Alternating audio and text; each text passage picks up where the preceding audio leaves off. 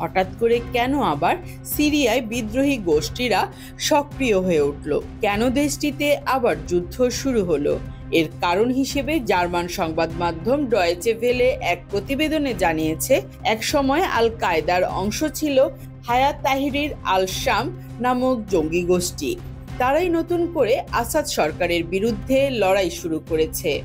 তুরস্কের মদতপুষ্ট এই সংগঠনই গত এক সপ্তাহ ধরে সিরিয়ার সরকারের বিরুদ্ধে কার্যত যুদ্ধ ঘোষণা করেছে। তাদের সঙ্গে যোগ দিয়েছে আরও বেশ কয়েকটি ছোট ছোট ইসলামী সংগঠন।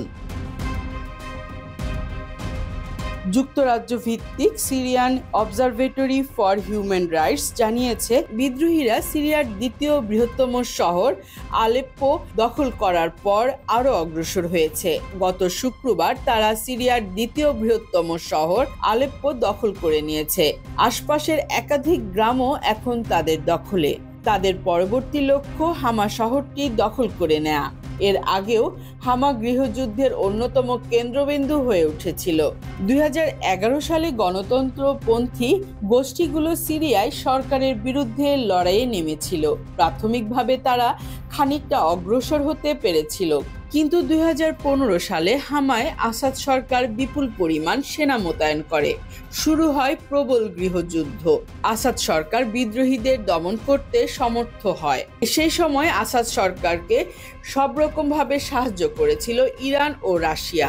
তারা এখনো আসাদ সরকারের বন্ধু। তবে আসাদ সরকারের বিরুদ্ধে কেবল এইচটিএস লড়ছে না। তুরস্কের ছত্রছায়ায় থাকা সিরিয়ার ন্যাশনাল আর্মি বা এসএনএ এর একটি অংশ লড়াইয়ে নেমে পড়েছে। উত্তর পূর্ব সিরিয়ার কুর্দ অধ্যুষিত অঞ্চলে তারা আক্রমণ চালাচ্ছে। তুরস্ক বরাবরই আসাদ সরকারের বিরোধী। সিরিয়ার সঙ্গে তাদের বিরাট সীমান্ত। তবে আসাদ সরকারের পাশাপাশি কুর্দ যোদ্ধাদেরও তুরস্ক জঙ্গি সংগঠন বলে মনে করে এবং দীর্ঘদিন ধরে তাদের বিরুদ্ধে লড়াই চালাচ্ছে তুরস্ক।